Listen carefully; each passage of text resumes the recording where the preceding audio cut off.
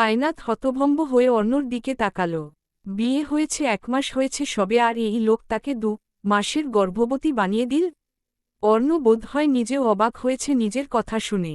সে চোখ ছোট ছোট করে মহিলার দিকে তাকাল।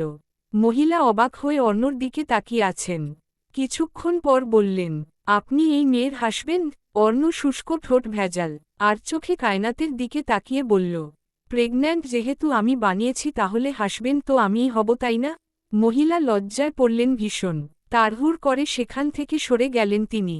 কায়নাত চোখ মুখ খিচে বন্ধ করে রেখেছে শাড়ির আঁচল দিয়ে। এই লোক আদৌ কি চায়? একে তো বিয়ে মানে না, আবার মানুষকে বলে বেড়ায় কায়নাতের বাচ্চার বাবা এই লোক। অর্ণ কায়নাতের পাশে বসল।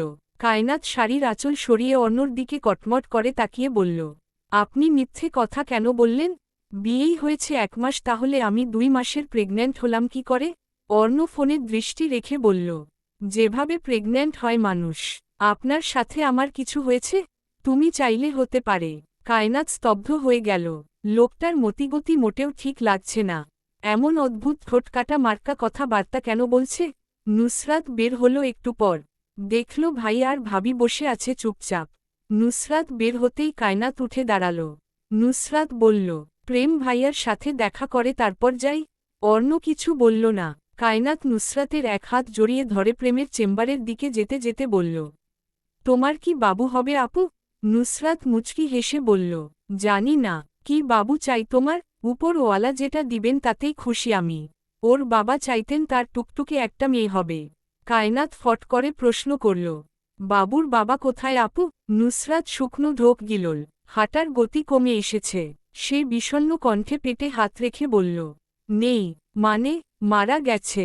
কায়নাতের মুখটা শুকিয়ে এলো নুসরাতের উত্তর শুনে। আগে যদি জানত তাহলে কখনোই এহেন প্রশ্ন করত না সে। তারপর আর কথা বলল না কায়নাত। নুসরাতকে নিয়ে প্রেমের চেম্বারে ঢুকে দেখল প্রেম কিছু ফাইল দেখছিল রোগীদের। ভাই আর বোনদের দেখে প্রেম উঠে দাঁড়ালো চেয়ার ছেড়ে। সবাইকে বসতে দিয়ে সে নিজেও বসল। বলল, চেকআপ শেষ? নুসরাত মাথা দুলাল। বলল, বাসায় যাবে কখন? রাত হবে। আজ কাজ আছে অনেক। তারপর টুকটাক কথা বলে ওরা বেরিয়ে এলো হসপিটাল থেকে। রাত হয়ে গেছে অনেকটা। বাড়ি ফিরেই রাতের খাবার শেষ করে যে যার ঘরে চলে এসেছে। কায়নাত নিশার ঘরে বেলি বেগমের পাশে বসে আছে। বেলি বেগম আজও ঘুম ভাঙ বুঝিয়ে যাচ্ছে কায়নাতকে। কায়নাত দীর্ঘশ্বাস ফেলে নানির হাত জোড়া আঁকড়ে ধরে বলল, নানি কিছু কথা বলি, দয়া করে কিছু মনে করবেন না। থেমে আবার বলল, শরীর দিয়ে হয়তো উনার শারীরিক চাহিদা পূরণ করতে পারব, কিন্তু মনে নিজের জন্য জায়গা করব কি করে? দেহ দিয়ে কখনোই ভালোবাসা সৃষ্টি করা যায় না। উনি আমার স্বামী। উনি যদি আমার সঙ্গ চান তাহলে আমি নির্দ্বিধায় বিনাবাক্যে নিজেকে বিলিয়ে দিব উনার কাছে। এটা উনার অধিকার, কিন্তু এভাবে জোর করে কখনোই উনার মনে নিজের জায়গা করতে পারব না।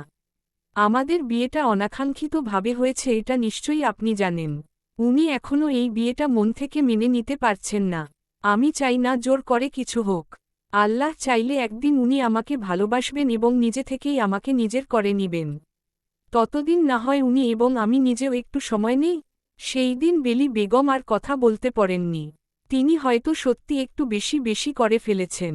স্বামী স্ত্রীর সম্পর্ক শুধু দেহ দিয়ে নয়, বরং মনের বোঝাপড়ারও একটা ব্যাপার আছে। সেই রাত কোনো রকম পার হল। পরের দিন সকালে খুলনা থেকে ফোন এলো, আগামীকাল নিধি আসবে ঢাকায়। কায়নাতের খুশি আর দেখে কে? নিধি আপুকে দেখে না কতদিন হয়ে গেল। এ বাড়ি থেকে খুলনা কেউ যায় না। যাওয়া তো দূরের কথা, কেউ খুলনার নাম মুখেই নেয় না। আজ কায়নাত কলেজে যায়নি। আজ সে ফুপির বাসায় যাবে। তাই বেহরুজ বেগম লোক দিয়ে বাজার থেকে ফলমূল আনিয়েছেন। দুপুরে খাওয়া দাওয়ার পর সে একটু বিশ্রাম নিয়ে রেডি হল। সুরঞ্জনা বাড়ির সামনে মোড়ে দাঁড়াবে। এখান থেকে বাসা বেশি দূরে নয়। এলিপসেস। কলেজ ছুটি হয়েছে খানিকক্ষণ আগে। নিশা ক্লান্ত শরীর টেনে টুনে বের হলো কলেজ গেট দিয়ে। কলেজের সামনে একটা ছোট ক্যাফে আছে। নিশা ঢুকল সেখানে। একটা ফাঁকা টেবিল পেয়ে বসল। একটা কোল্ড কফি অর্ডার করে ব্যাগ থেকে ফোন বের করল। দেখল সার্থর নাম্বার থেকে ৭৮ বার কল এসেছে। নিশার চোখ কপালে। এতবার এই লোক কল করল কেন? সার্থ কি জানে না নিশা এই সময়ে কলেজে থাকে? সে ব্যস্ত হাতে সার্থর নম্বরে কল ব্যাক করল। প্রায় সাথে সাথে রিসিভ হল। সার্থ ফোনের ওপাশ থেকে ধমক দিয়ে বলল, নেশার বাচ্চা, এতগুলো ফোন করেছি ধরলি না কেন? কই তুই? নিশা হতভম্ব হয়েছে কি স্বার্থর, এমন বিহেভ করছে কেন? সেই শুকনো ঢোক গিলে ক্লান্ত স্বরে বলল। কি হয়েছে তোমার? কোথায় ছিলে তুমি? নিশা ফোঁস করে চাপা নিঃশ্বাস ফেলে বলল। সবে মাত্র কলেজ থেকে বের হয়েছি। ফুলকি ক্যাফেতে এসেছি। স্বার্থ, ওকে, বলে ফোন কেটে দিল। মিনিট পাঁচেকের মধ্যে নিশার সামনে হাজির হতেই নিশা ভূত দেখার মতো চমকে উঠল। অবাক হয়ে বলল, এত তাড়াতাড়ি তুমি এখানে এলে কি করে? স্বার্থ নিশার পাশে বসতে বসতে বলল, এত কিছু তোর জেনে লাভ কি? নিশা ভ্রুকুটি করে বলল, আচ্ছা তোমার সমস্যা কি বলবে? একবার তুই করে ডাকো আবার তুমি করে ডাকো, বাট কেন? স্বার্থ নিশার দিকে কটমট করে তাকাল। দাঁতে দাঁত চেপে যেন রাগ কন্ট্রোল করার চেষ্টা করছে সে। নিশার মুখটা চুপসে গেল স্বার্থর এহেন রূপ দেখে। শুকনো ঢোক গিলে মিনমিন করে বলল, তোমার কি হয়েছে স্বার্থ ভাই? ফাইজকে? আমার ক্লাসমেট। রিলেশন? নিশা চোখ ছোট ছোট করে স্বার্থর দিকে তাকিয়ে বলল, ফাইজ আমার ভালো বন্ধু। তুমি ওর কথা জানলে কি করে? আর হঠাৎ ওকে নিয়েই কেন কথা বলছ? স্বার্থর ফর্সা বদনখানা লাল হয়ে গেছে। কপালের রগগুলো ফুলে উঠেছে। নিশার কেন যেন ভয় লাগল। সেই স্বার্থর থেকে একটু দূরত্ব বজায় রেখে সরে বসল। আশেপাশে চোখ ঘুরিয়ে মিনমিন করে বলল, যাই হোক, এখানে কোনো সিন ক্রিয়েট করবে না প্লিজ। আমার কলেজের অনেক স্টুডেন্ট আছে এখানে। স্বার্থ চোখ বুঝল, দাঁত চেপে যেন রাগ সম্বরণ করার আপ্রাণ চেষ্টা করছে সে। নিশা টেবিলের নিচে ফোন নিয়ে শেহেরকে মেসেজ করে এই ক্যাফেতে আসতে বলল যত তাড়াতাড়ি সম্ভব। এর আগের বার স্বার্থ বিদেশ যাওয়ার আগে নিশাকে কষিয়ে একটা থাপ্পড় মেরেছিল। ওই দিনের কথা ভাবতেই নিশা ভয় শেহেরকে এখানে আসতে বলল। না জানি কখন যেন গালের মধ্যে ঠাস করে একটা থাপ্পড় পড়ে যায়। স্বার্থ শব্দ করে টেবিলের উপর ফোন আছড়ে ফেলল। আশেপাশের কিছু মানুষ আর চোখে তাকালো একদিকে। নিশা চমকে উঠল। ভীতু চোখে স্বার্থর দিকে তাকিয়ে ঠোঁট উল্টে বলল, প্লিজ এখানে চিল্লা চিল্লি করো না। স্বার্থ দাঁত চিবিয়ে চিবিয়ে বলল, তোর কি জানের ভয় নেই? আছে, অনেক ভয় আছে, কিন্তু এই মুহূর্তে মরতে চাইছি না। মজা করছিস আমার সাথে? স্বার্থ ভাই আস্তে কথা বলো, আশেপাশের মানুষ এদিকে তাকিয়ে আছে।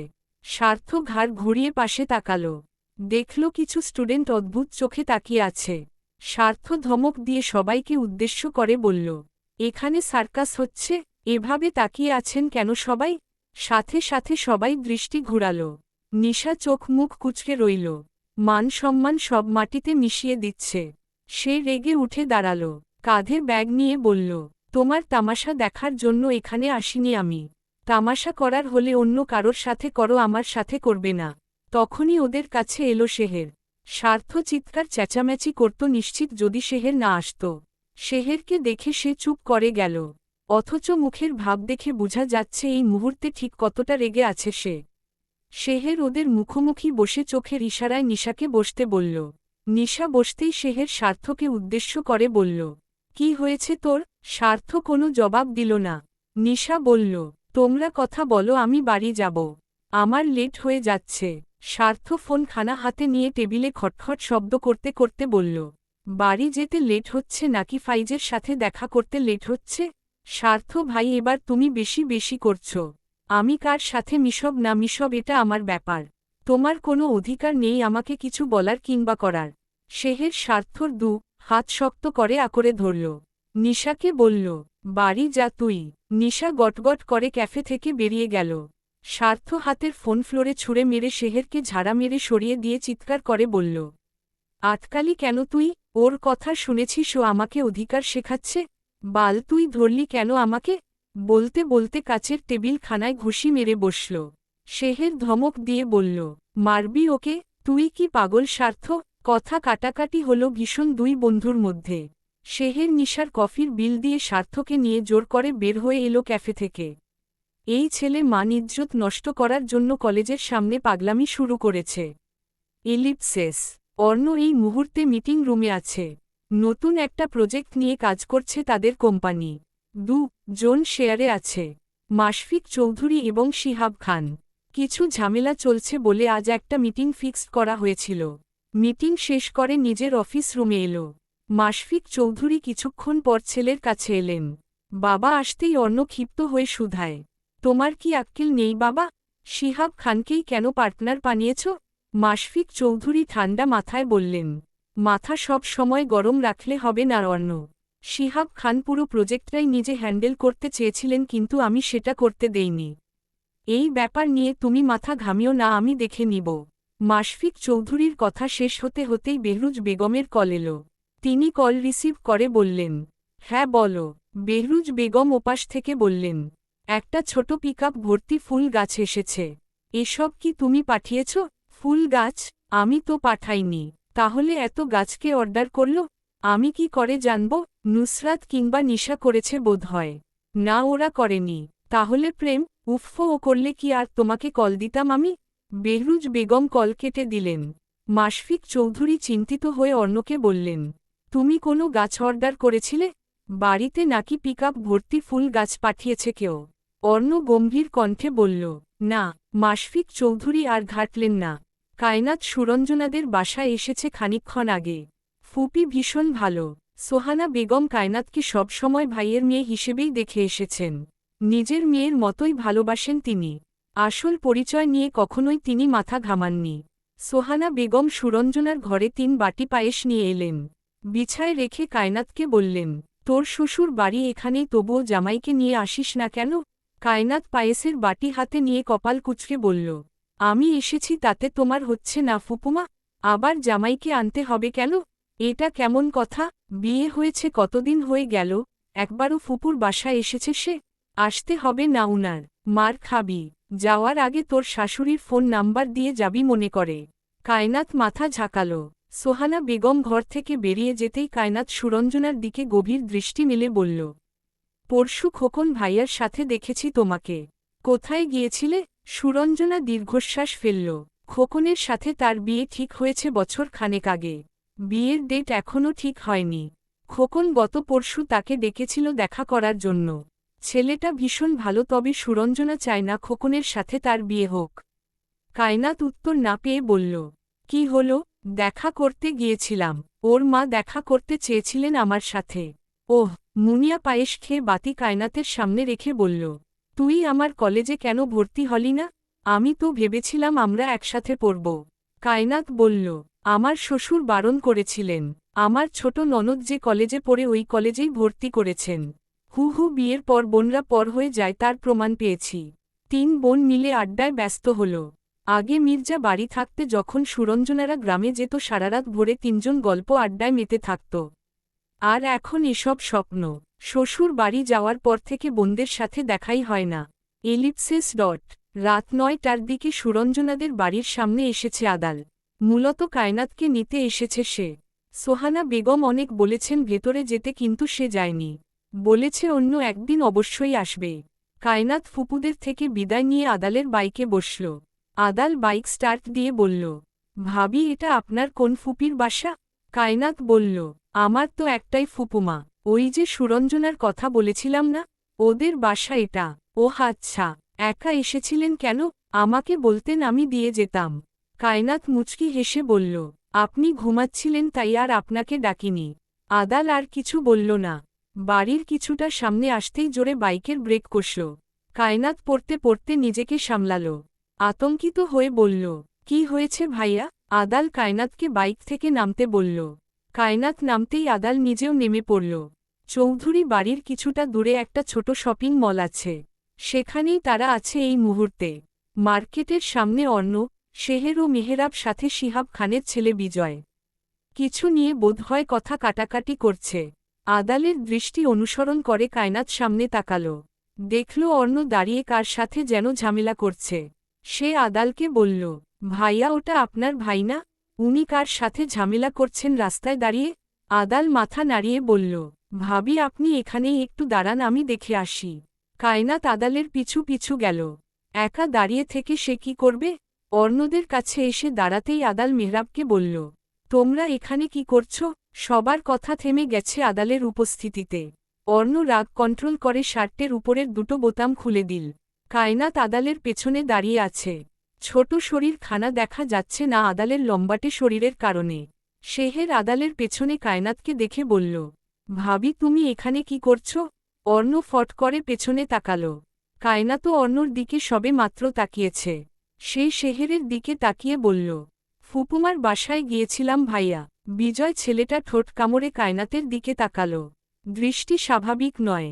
দৃষ্টি দেখেই বোঝা যাচ্ছে শরীর পর্যবেক্ষণ করতে ব্যস্ত সে। কায়নাত লোকটার চাহনি দেখে মাথার ওড়না আরও ভালো করে শরীরে জড়িয়ে নিল। সাথে সাথে বিজয়ের নাক বরাবর ঘুষি লাগতেই বিজয় তাল সামলাতে না পেরে রাস্তায় পড়ে গেল। সবাই হতভম্ব হয়ে অর্ণর দিকে তাকাল। অর্ণ বিজয়ের নাক বরাবর 3 বার ঘুষি মেরেছে। মেহরাব ওকে আঁকড়ে ধরে বলল, কি করছিস তুই? ওকে মারলি কেন? কি হচ্ছে না হচ্ছে কিছুই বুঝতে পারছে না কায়নাত।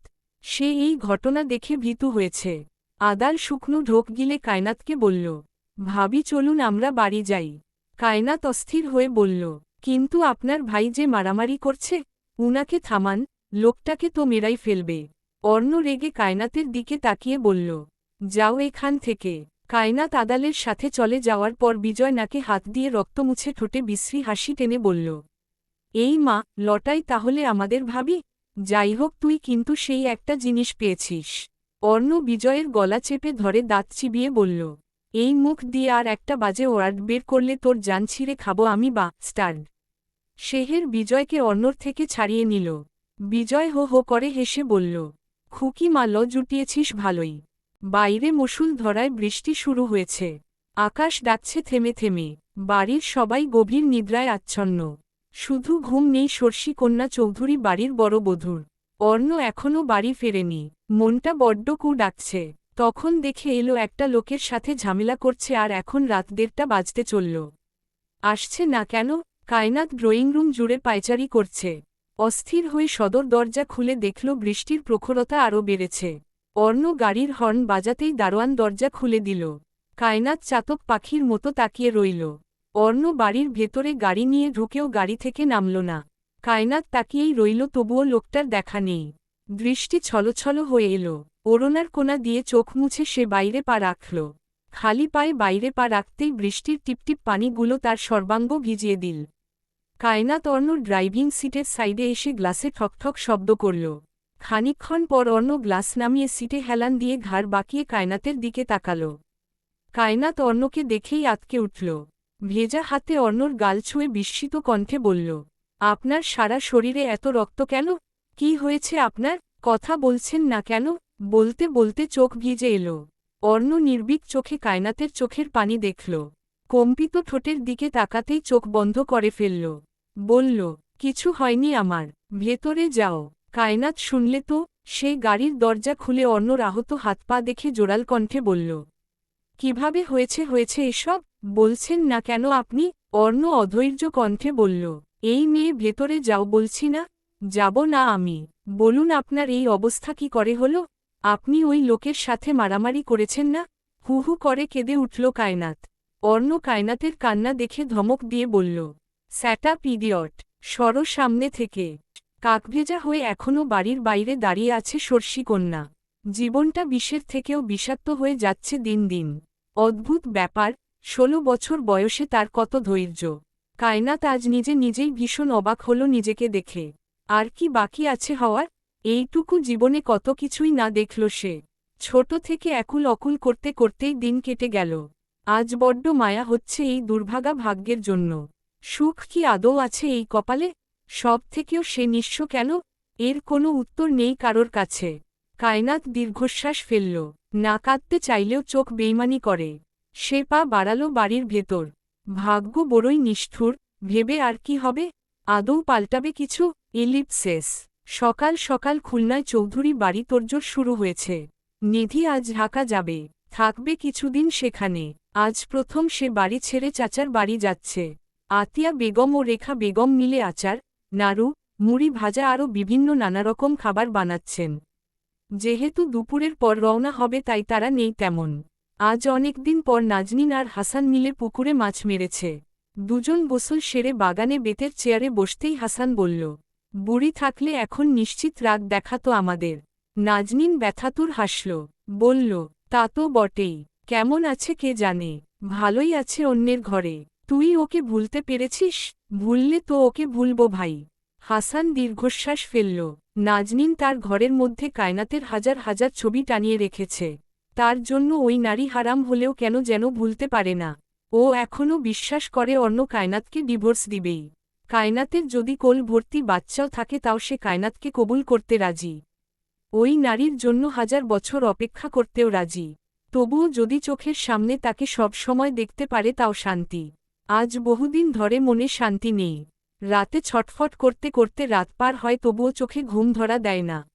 নাজনীনের ভালোবাসায় বিন্দু মাত্র ত্রুটি নেই। সে চায় মেয়েটা ভালো থাকুক। হাসান বলল, তুই তো যাচ্ছিস আজ, দেখে আসিস বুড়িটাকে। নাজনীন নিঃশব্দে হাসল। এক পলক দেখার জন্যই তো সে যাচ্ছে। এক নজর দেখার জন্য মনটা ভীষণ ছটফট করছে। নিধি নিজের ঘরে বসে ব্যাগ গুছাতে ব্যস্ত। এই বাড়িতে সব সময় শাড়ি পরা হয় বলে আলমারি ভর্তি শাড়ি। ঢাকার শহরে শাড়ি পরে ঘুরলে মানুষ পাগল বলবে বলে তার ধারণা। রেখা বেগম ভীষণ রাগারাগি করেছেন মেয়ের সাথে এই নিয়ে। সময় নেই, আগে থেকে বলবে না সে? এখন বলে লাভ কি? এইটুকু সময়ে মার্কেটে যাওয়া আদৌ সম্ভব? তিনি নিধির হাতে 5000 টাকা ধরিয়ে দিয়ে বললেন, ওখানে গিয়ে জামা কিনে নিস, এখন শাড়ি নিয়ে যা। নিধি 5000 টাকা দেখে মুখ গোমরা করল। বলল, এই টাকায় কি হয় মা? কি হয় মানে? টাকার মূল্য বুঝিস তুই? 5000 টাকা তোর কাছে কিছুই মনে হচ্ছে না? নিধি কথা বাড়াল না। মায়ের সাথে এই মুহূর্তে ঝগড়া করা মানে বিপদ ঘাড়ে টেনে আনা। পরে দেখা যাবে রাগের ঠেলায় তাকে আর ঢাকা যেতেই দিবে না। তাকে তো ঢাকা যেতেই হবে। দেখতে হবে না ডাক্তার বাবু কোন মেয়ের সাথে প্রেম করছেন। তার বিশ্বাসই হচ্ছে না ডাক্তার বাবু অন্য এক নারীকে ভালোবাসে। যদি সত্যি ভালোবেসে থাকে তাহলে একবারের জন্য হলেও সেই ভাগ্যবতী নারীকে সে দেখতে চায়। এলিপসেস। বাইরে ভীষণ বৃষ্টি হচ্ছে। এই বৃষ্টির জন্য অর্ণ এবং মাশফিক চৌধুরী আজ অফিসে যাননি। অর্ণ নিজের ঘরে বসে বসে ল্যাপটপ নিয়ে কাজ করছে আর একটু পরপর গরম ধোয়া ওঠা কফির কাপে চুমুক দিচ্ছে। ঘন পাপড়ির চোখগুলো একটু পরপর পিটপিট করছে। ভ্রু ভাঁজ করে সে কাজে মগ্ন। অবয়ব খানা ব্যথায় টনটন করছে। ক্ষত জায়গায় প্রেম এসে ওষুধ লাগিয়ে দিয়ে গেছে রাতে। অর্ণ ল্যাপটপ রেখে পাশ থেকে ফোন হাতে নিয়ে কললিস্ট ঘেটে ঘেটে মেহরাবের নাম্বার বের করল।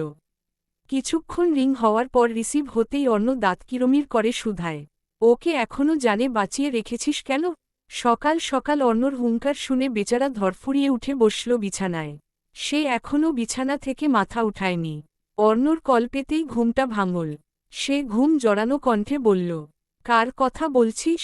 ওকে কেন ছেড়ে দিয়েছিস ইডিয়ট? মেহরাব বুঝল কার কথা বলছে। সে মাথা চুলকে বলল, তুই কি পাগল? এইটুকু একটা ব্যাপারের জন্য মেরে ফেলতে বলছিস? এইটুকু ব্যাপার হলে আমি কখনোই এই কথা বলতাম না, তুই ভালো করেই জানিস। তোর কাছে যেটা জাস্ট সামান্য মনে হচ্ছে সেটা আমার কাছে অনেক বড়। মেহরাব ফোঁসফোঁস করে শুধায়, নাটক করছিস সকাল সকাল? তুই আসলে চাচ্ছিস কি বলবি আমাকে? তোর মুখের কথার সাথে তো কাজের কোনো মিল পাচ্ছি না আমি। অর্ণ কল কেটে দিয়েছে। বিরক্ত লাগছে তার। দাউদাউ করছে, জ্বলছে মাথা। ল্যাপটপ রেখে সে বারান্দায় এগিয়ে গেল। বাইরে বৃষ্টি হচ্ছে। বারান্দার গ্লাস লাগানো অর্ণর। সে বাড়ির বাগানে তাকাল। দেখল নয়নতারা, কাঠগোলাপ, জুই, জিনিয়া, চন্দ্রমল্লিকা, পপি, মর্নিং গ্লোরি, ফ্লাক্স, জেইজি, বোতাম, হাসনাহেনা, ডালিয়া, টগর, গন্ধরাজ, লিলি, কসমস, বেলি আরও বিভিন্ন রকম গাছ দিয়ে ভরে গেছে পুরো বাগান। বাগান জুড়ে ফুলের গাছগুলো লাগানো হয়েছে।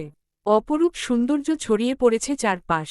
বাগানের দিকে তাকিয়ে অর্ণর ঠোঁটের কোনায় বাঁকা হাসির দেখা মিলল। কেন হাসছে সেটা সে ছাড়া কেউ জানে না। কি লুকানো আছে এই সুদর্শন পুরুষের মধ্যে? এত রহস্য কেন এই মানবকে নিয়ে? সে ট্রাউজারের পকেটে দুহাত ঢুকিয়ে কিছুক্ষণ দাঁড়িয়ে রইল বারান্দায়, ঠান্ডা পরিবেশে। হঠাৎ দরজায় নক হওয়ায় সে পা রাখল ঘরে। দরজা খুলে দিতেই দেখল নিশা হাঁপাচ্ছে। অর্ণ কপাল কুঁচকে বলল, হোয়াই আর ইউ প্যান্টিং? নিশা অস্থির কণ্ঠে বলল, ভাইয়া স্বার্থ ভাইয়ের নাকি মাথা ফেটেছে। ও আট, তুই জানলি কি করে? শেহের ভাইয়া মাত্রই তো জানালো। স্বার্থ ভাইকে কল করেছিলাম, উনি কল রিসিভ করেনি। অর্ণ শেহেরকে কল করল। শেহের জানালো সত্যি স্বার্থর মাথা ফেটেছে। কেন ফেটেছে, কিভাবে ফেটেছে কিছুই বলল না। শুধু বলল স্বার্থর শরীর ভালো না। নিশার মুখ খানা ভীষণ শুকনো ঠেকল অর্ণর কাছে। ছোট বোনকে এমন চিন্তিত দেখে অর্ণ নিশার গালে হাত রেখে শান্ত কণ্ঠে বলল, হোয়াট হ্যাপেন টু ইউ? নিশা ঝাপসা চোখে মাথা নাড়িয়ে বলল, কিছু না ভাইয়া, প্রেম বকেছে। ভাইয়া তো সব সময় বকে। আচ্ছা আমি বকে দিব ওকে। নিশা হাসার চেষ্টা করল। পিঠ সমান চুলগুলো এলোমেলো হয়ে আছে। অর্ণ বলল, চুলের এই অবস্থা কেন? যত্ন নিস না তোর? চুলের কথা মনে হতেই নিশা ফট করে ভাইয়ের দিকে তাকাল। অর্ণর প্রশ্নের উত্তর না দিয়ে বলল, ভালো কথা মনে করিয়ে দিয়েছ ভাইয়া। আসলে কাল রাত থেকে কায়নাতের অনেক জ্বর। ওষুধ খাইয়ে দিয়েছি তবুও জ্বর কমছে না। অর্ণ চোখ ছোট ছোট করে বলল, তো আমি কি করব? তুমি কি করবে মানে? তুমি ওর হাসবেন্ড। ও অসুস্থ হয়েছে, ওর পাশে তুমি থাকবে না? কিসের হাসবেন্ড? যা ডিস্টার্ব করিস না আমাকে। বলেই মুখের উপর দরজা লাগিয়ে দিল। নিশা অবাক হয়ে ভাইয়ের কাণ্ড দেখল। ধান্দাবাজ ছেলে একটা। যেদিন সব সত্যি ফাঁস করবে সবার সামনে সেদিন বুঝবে মজা। নিশা হাঁটা ধরল নিজের ঘরের দিকে। কায়নাতের সত্যি গায়ে অনেক জ্বর কাল রাত থেকে। প্রেম সকালে ওষুধ দিয়েই হসপিটালে গেছে। এখনও জ্বর কমার কোনো নামগন্ধ নেই। দুপুরের একটু আগ দিয়ে কায়নাতের জ্বর কমল। ব্যথায় মাথাটা ভার হয়ে আছে। কায়নাত শোয়া থেকে কষ্ট করে উঠে বসল। চোখ মুখ লাল হয়ে আছে জ্বরের কারণে। নুসরাত কায়নাতের পাশেই বসেছিল এতক্ষণ। কায়নাত উঠতেই বলল, আসো তোমাকে গোসল করতে সাহায্য করি। গোসল করলে একটু ভালো লাগবে। বিছানা থেকে নেমে উঠে দাঁড়ানোর মতো শক্তিটুকুও কায়নাতের নেই। সে ক্লান্ত কণ্ঠে বলল, আমি উঠতে পারবো না আপু। নুসরাত জোর করে নিশাকে নিয়ে কায়নাতকে ওয়াশরুম নিয়ে গেল। ওকে গোসল করিয়ে দিয়ে ঘরে নিয়ে এসে বিছানায় বসিয়ে ভেজা চুলগুলো মুছে দিল। চুল মুছতে মুছতে নুসরাত বলল, তোমার চুল এত বড় কিভাবে করলে? নিশার চুল দেখেছ? জীবনে বড় চুল রাখেনি। কায়নাত বলল, আমার মা প্রত্যেক সপ্তাহে পেঁয়াজের রস, মেহেদি পাতা, নারকেল তেল মিশিয়ে মাথায় দিয়ে দিতেন। আরও অনেক কিছুই দেয়া হতো। মা চুলের যত্ন নিতেন অনেক এবং তিনি এত বড় চুল করেছেন। বাহ, বেশ ভালো। নিশা ফোন নিয়ে ঘাটাঘাটি করছে। সার্থকে অনেকবার কল দিয়েছে, সে আবার মেসেজও পাঠিয়েছে, কিন্তু সার্থ কোনো রিপ্লাই করেনি। এখন বিরক্ত লাগছে তার। বৃষ্টি নেই এখন বাইরে, থেমেছে খানিকক্ষণ আগে। সে ভাবল বিকেল বেলা সার্থর বাসায় যাবে। যদি লোকটার নাক ঘুষি মেরে নাফা টিয়েছে তাহলে তার নামও নিশা নয়। দুপুরে কায়নাত দুর্বল শরীর নিয়ে নুসরাতের সাথে নিচে নেমে এলো। খাবার নিয়ে টানাটানি করার থেকে নিচে এসে খাওয়া ভালো। বেহরুজ বেগম কায়নাতকে নিচে দেখে বললেন, তুমি কষ্ট করে নিচে আসতে গেলে কেন? তোমার খাবার আমি উপরেই পাঠিয়ে দিতাম। কায়নাত ব্যস্ত হয়ে বলল, ব্যস্ত হবেন না আম্মু, সমস্যা নেই, আমি ঠিক আছি, অভ্যাস আছে আমার। বেহরুজ বেগম কায়নাতের মলিন মুখখানা দেখে দীর্ঘশ্বাস ফেললেন। সবাইকে ডাইনিং টেবিলে বসতে বললে একে একে সবাই হাজির হয়। অর্ণ সিঁড়ি বেয়ে নামছে নিঃশব্দে। সেই সিঁড়ি বেয়ে নেমে ট্রাউজারের পকেটে হাত গুজে সিঁড়ির শেষ প্রান্তে এসে দাঁড়াল। দৃষ্টি রাখল সর্ষি কন্যার পানে। মেয়েটার মুখ শুকিয়ে গেছে এক রাতের মধ্যে। ক্লান্ত চোখ দুটোর নিচে কালচে দাগ পড়েছে একটু। কায়নাত চোখ তুলে তাকালো অর্ণর দিকে। ধূসর রাঙা ট্রাউজার আর গাঢ় নীল রঙের একখানা টি শার্ট পরেছে সে। ডান হাতে কালো কালার কি যেন একটা পরা। জিম করা বডি টি শার্টের আড়াল থেকেও যেন উকি দিচ্ছে। অর্ণর গায়ে গাঢ় নীল রঙের গ্যাঞ্জিটা যেন একটু বেশিই ভালো লাগছে। কায়নাত ঘোর লাগা দৃষ্টি মিলে অর্ণর চোখে চোখ রাখল। সাথে সাথে কেঁপে উঠল মেয়েটা। অর্ণর তীক্ষ্ণ দৃষ্টিতে সে বেশিক্ষণ তাকিয়ে থাকতে পারল না। লোকটাকে আজ এমনিতেই মারাত্মক লাগছে, তার মধ্যে এহেন জানকারা চাহনি দেখে রুহু কাঁপছে তার। অর্ণ ধীর কদমে এগিয়ে এলো। কায়নাতের পাশের চেয়ার টেনে বসতেই কায়নাত খাবার মুখে দিয়ে কেসে উঠল। পাশ থেকে নুসরাত পানির গ্লাস এগিয়ে দিয়ে বলল, সাবধানে খাও কায়নাত, এত তাড়াহুড় করছো কেন? কায়নাত পানি খেয়ে আর চোখে অর্ণর দিকে তাকাল। লোকটা সব সময় এমন গম্ভীর হয়ে থাকে কেন? একটু হাসলে কি এমন ক্ষতি হয়ে যাবে? কি সুন্দর রাজকুমারের মতো একটা জামাই পেয়েছে, অথচ এক্কেরে আনরোমান্টিক। কায়নাত মনে মনে নিজের ভাগ্য নিয়ে হায়হুতাশ করল কিছুক্ষণ। বিয়ে হলো তো হলো একদম দামড়া বুড়োর সাথেই হলো, তাও আবার ঘুঘু প্যাঁচা। এলিপসেস। কায়নাত বাগানে দাঁড়িয়ে আছে। অবাক চোখে চারপাশে চোখ ঘুরিয়ে ঘুরিয়ে দেখছে। বিভিন্ন জাতের ফুল দেখে সে বাকরুদ্ধ। কালকেও তো বাগান খালি ছিল, তাহলে আজ এত ফুল এলো কোথা থেকে? সে তো কাউকে বলেওনি ফুল গাছ এনে দেয়ার কথা। কি আজব কাণ্ড! অনেক গাছে ফুল ফুটেছে, সব গাছ মাটিতে গাড়া হয়েছে আগেই। কায়নাতের ঠোঁট জুড়ে হাসি চিকচিক করছে। সে সবগুলো গাছ ছুঁয়ে ছুঁয়ে দেখল। মনটা হঠাৎ করে ভীষণ ফুরফুরে লাগছে। পাশে কারোর লম্বাটে কালো মূর্তি ছা দেখতে পেয়ে কপালে সূক্ষ্ম ভাঁজ ফেলে পেছনে তাকাল। অর্ণ দাঁড়িয়ে আছে। কায়নাত পিছু ফিরতেই সে বাগানের কাঠের চেয়ারে বসে পড়ল। তীক্ষ্ণ দৃষ্টি মেলে কায়নাতের পুরো সর্বাঙ্গ পর্যবেক্ষণ করল। কায়নাত বুঝল না অর্ণর দৃষ্টির মানে। অর্ণ হঠাৎ গমগমে কণ্ঠে বলল, কানে কি ফুল বুঝেছ? কায়নাত কানে হাত রাখল। মুচকি হেসে বলল, জারবেরা ফুল এটা। সুন্দর। কায়নাত চোখ বড় বড় করে তাকাল। অবাক কণ্ঠে বলল, কি? ফুলটা সুন্দর? কায়নাতের মুখটা একটু হয়ে গেল। বাটপার জামাই একটা। বউয়ের একটু প্রশংসা করলে কি ক্ষতি হয়ে যাবে শুনি? এত সুন্দর একটা বউ থাকতেও লোকটার কত ঢং। কায়নাত মুখ বাঁকিয়ে খোলা চুলগুলো ছোট কাঁকড়া দিয়ে আটকে দিল। শাড়ির আঁচল কোমরে গুজে ফুল গাছগুলো হেঁটে হেঁটে দেখতে লাগল। অর্ণকে উদ্দেশ্য করে বলল, এত গাছকে আনলো বলুন দেখি? জীবনে এত ফুল একসাথে কখনো দেখিনি আমি। অর্ণ গম্ভীর কণ্ঠে বলল, দেখনি এখন থেকে দেখবে। কায়নাত ঘুরে দাঁড়াল। কোমরে হাত রেখে সন্দিহান কণ্ঠে বলল, লাট সাহেব এই ফুল গাছগুলো আবার আপনি আনেননি তো? অর্ণ মাথা ঝাঁকাল। কায়নাত উদাস কণ্ঠে বলল, আজব ব্যাপার, কে দিয়ে গেল এসব? থেমে আবার বলল, জানেন খুলনা আপনার দাদি বাড়ি যে গাছগুলো দেখেছেন না? ওই সব গাছগুলো আমি ওই বাড়ি যাওয়ার পর আনা হয়েছিল। নাজনীন ভাই নিজে এনে দিয়েছিলেন। এত ফুল ছিল না, তবে বেশ অনেক রকম ফুল গাছ ছিল। আর যে সবজি বাগানটা দেখেছেন ওটা আমি করেছি। অর্ণ বোধহয় দাঁতে দাঁত চেপেছে। কেন যেন মনে হচ্ছে লোকটা রেগে যাচ্ছে। দৃষ্টি অদ্ভুত। কায়নাত শুকনো ঢোক গিলল। খুক খুক করে কেশে উল্টো ঘুরে বলল, যারা বউদের সাথে ঝগড়া করে তাদের জীবনে শান্তি বর্ষিত হয় না, কখনো মনে রাখবেন। অর্ণ উঠে দাঁড়াল। বাড়ির দিকে পা বাড়িয়ে বলল, গলার কাটা আবার শান্তি হয় কি করে? কায়নাতের পলক স্থির হল। দৃষ্টি ছলছল হল। কেন যেন কথাটা শুনে বুকটা কামড়ে ধরল। চিনচিনে ব্যথা অনুভব হল বুকের বাপাশটায়। এত ঘৃণা? লোকটা তাকে সত্যি এত ঘৃণা করে? অনাকাঙ্ক্ষিতভাবে বিয়েটা হলেও কায়নাত বিয়েটা মন থেকে মানতে শুরু করেছিল। নিজের স্বামীর মুখে এহেন বাক্য শুনে ভীষণ খারাপ লাগছে। কায়নাত অর্ণকে সময় দিতে চেয়েছিল, কিন্তু এখন মনে হচ্ছে যত সময় দেয়া হোক না কেন, অর্ণ এই বিয়ে কখনোই মানবে না। কায়নাত শুকনো ঢোক গিলল। চোখের পানি মুছে নিজেকে শান্ত করল। তবে তাই হোক যেটা চৌধুরী সাহেব চান। নিশা স্বার্থর বাসায় এসেছে কিছুক্ষণ আগে। স্বার্থর মা বসে আছেন তার সাথে। ভালো মন্দ জিজ্ঞেস করছেন তিনি। নিশাও লক্ষ্মী মেয়ের মতো জবাব দিচ্ছে। নিশা বলল, শুনলাম স্বার্থ ভাইয়ের নাকি মাথা ফেটেছে। হ্যাঁ, ছেলেটা যে কি করে বুঝি না। কাল রাতে বাড়ি ফিরতেই দেখি মাথায় ক্ষত।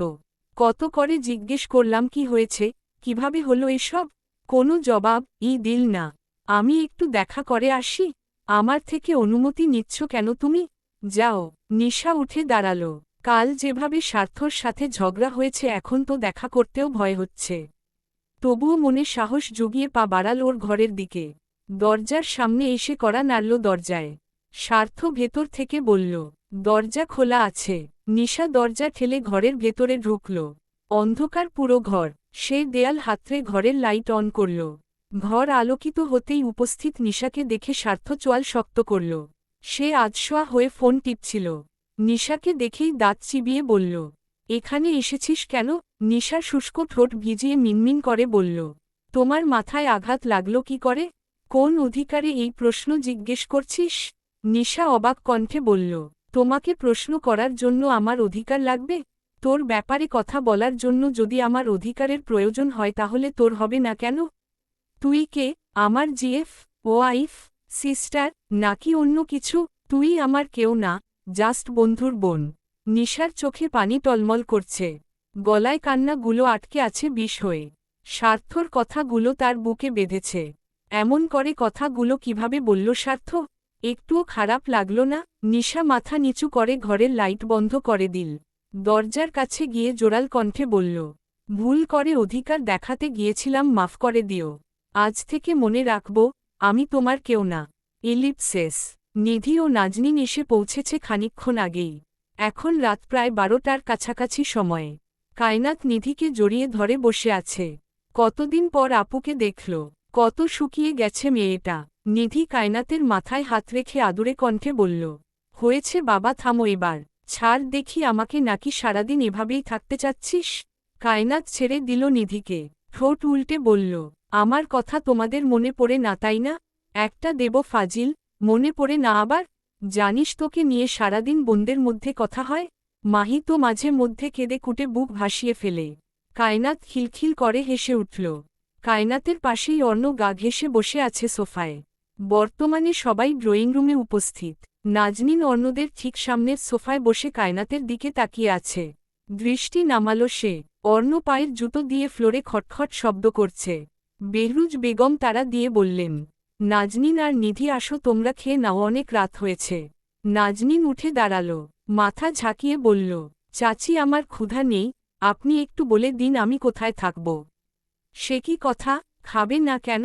এত রাস্তা জার্নি করে এসেছ, না খেয়েই ঘুমাবে? সত্যি আমার ক্ষুধা নেই। বেহরুজ বেগম তলায় গেস্টরুম দেখিয়ে দিলেন। নাজনীন চলে যেতেই নিধি শুকনো ঢোক গিলল। পাশে অর্ণর জন্য ভালো করে কায়নাতের সাথে কথাও বলতে পারছে না সে। অর্ণ উঠে দাঁড়াল, আর চোখে কায়নাতকে দেখে বলল, আমার ঘরে এসো, দরকার আছে। কায়নাত কথা বলল না আর না অর্ণর দিকে তাকালো। অর্ণ চলে গেছে কিছুক্ষণ হয়েছে। নিশা আর নুসরাত যেহেতু ঘুমাচ্ছে তাই এই মুহূর্তে নিচে আদাল, কায়নাত এবং নিধি ছাড়া কেউ নেই। বেহরুজ বেগম রান্নাঘরে খাবার গরম করছেন। নিধি কায়নাতের কানে কানে বলল, ডাক্তার বাবু কোথায়? কায়নাত বলল, হসপিটালে আছেন, আজ আসতে লেট হবে বলেছেন। নিধি মন খারাপ করে বলল, প্রতিদিন এমন দেরি করে বাড়ি ফেরে? না, কিন্তু মাঝে মধ্যেই লেট হয়। নিধি দীর্ঘশ্বাস ফেলে বলল, আচ্ছা যা, ভাইয়া তোকে ডাকলো তো। কায়নাত উঠে দাঁড়ালো, বলল, খেয়ে নিশা আপুর ঘরে যাস কেমন? আমি আসছি একটু পরেই। নিধি মাথা নাড়িয়ে সম্মতি দিল। কায়নাতের মন না টানলেও গেল অর্ণর ঘরে। অর্ণ বিছানায় পায়ের উপর পা তুলে শুয়ে আছে। কায়নাতকে দেখে বলল, ওয়াশরুমে আমার কিছু জামাকাপড় ভেজানো হয়েছে, ধুয়ে দাও। কায়নাত ওয়াশরুমে গিয়ে দেখল প্রায় আলমারির সব জামা কাপড় ভিজিয়ে রাখা হয়েছে। কায়নাত ওয়াশরুম থেকে বেরিয়ে অর্ণর দিকে তাকালো, বলল, এত জামা কাপড় ভেজানো কেন? এসব ধুতে সারা রাত লেগে যাবে। তার মধ্যে আমি অসুস্থ, লাগলেই লাগুক, পারবো না আমি। অর্ণ করা দৃষ্টিতে তাকালো, বলল, ঘরের বাইরে এক পা রাখলে পা ভেঙে গলায় ঝুলিয়ে রাখবো। চুপচাপ ওয়াশরুমে গিয়ে সব জামা কাপড় ধুতে বসো। আপনি কি মানুষ? এত জামা কাপড় একদিনে ভিজিয়েছেন কেন? আর আমি আপনার জামা কাপড় ধুতে যাব কোন দুঃখে? আমাকে আপনার বউ বলে মানেন না, আবার বউয়ের সব কাজ আমাকে দিয়েই করাচ্ছেন। অর্ণ বিরক্ত হচ্ছে। সে ধমক দিয়ে বলল, ধুবে নাকি ধুবে না? ধুবো না। অর্ণ বিছানা থেকে নেমে দাঁড়ালো। কায়নাতের হাতের কনুই ধরে টানতে টানতে ওয়াশরুমের ভেতরে নিয়ে গেল। ওকে ভেতরে রেখে বাইরে থেকে দরজা বন্ধ করে বলল, যতক্ষণ না সব ধুয়ে পরিষ্কার করছো ততক্ষণ এই দরজা খুলবে না। কায়নাত রেগে চিৎকার করে বলল, খচ্চর লোক কোথাকার! জল্লাদ কি পরিমাণ খচ্চর লোক হলে এত নোংরা কাপড় হয়? অর্ণ চুপচাপ বিছানায় গিয়ে বসে ল্যাপটপ অন করল। কায়নাত ওয়াশরুমের ভেতর থেকে বকবক করে যাচ্ছে। একটা সময় বিরক্ত হয়ে থেমে গেল। জামা কাপড় ধুতে ধুতে বিড়বিড় করে বলল, আজব লোক, বিয়ে করে বউ মানে না, আবার বউকে দিয়ে নিজের সব কাজ করায়। ফালতু এলিপসাস। নিধির খাওয়া শেষ হয়েছে একটু আগে। সে চাচির সাথে হাতে হাতে একটু কাজ করে দিল। কাজ শেষ করে বেহরুজ বেগম বললেন, অনেক রাত হলো, এবার গিয়ে ঘুমিয়ে পড়ো। নিধি মাথা ঝাঁকিয়ে সিঁড়ির দিকে পা বাড়ালে বাড়ির কলিং বেল বেজে ওঠে। নিধি চাতক পাখির মতো তাকায় সেদিকে। বেহরুজ বেগম যেতে নিলর নিধি বলে, আমি খুলে দিচ্ছি চাচি। নিধি এগিয়ে গেল দরজার নিকট। দুরু দুরু বুক কাঁপছে। প্রেম এসেছে কি? যদি প্রেম হয় তাহলে আজ কতদিন পর সেই প্রিয় পুরুষের বদনখানা দেখতে পারবে সে। নিধি কাপা হাতের সদর দরজা খুলে দিল। প্রেম ক্লান্ত চোখে সামনে তাকিয়ে নিধিকে দেখেই ভূত দেখার মতো চমকে উঠল। নিধি সালাম দিতে প্রেম উচ্চস্বরে বলে উঠল, তুই?